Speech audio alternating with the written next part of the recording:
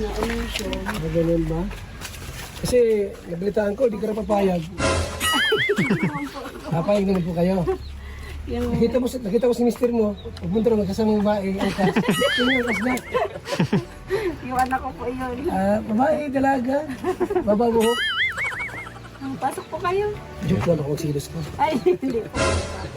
Hindi ka siloso. Opo. Tiwala po dapat. Tiwala dapat, no? Hindi. Thank you po. Ang taba ng anak mo, Nay. Parang manasay na.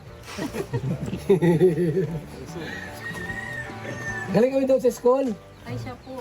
Tapos yung principal, bago pala principal doon. Opo, bago po yung... Hindi pa kilala si Biancy. Opo, bago po yung kasi kaalis pa lang. Kasama si Ate Ibna. Kaibigan naman yung principal at dali mo pwedeng isama sa Hong Kong. Pinaalam po. Pinaalam po namin. Tapos pinuntahan naman namin ni Papa Edson. Opo. Sana po pumayag. Si Biancy.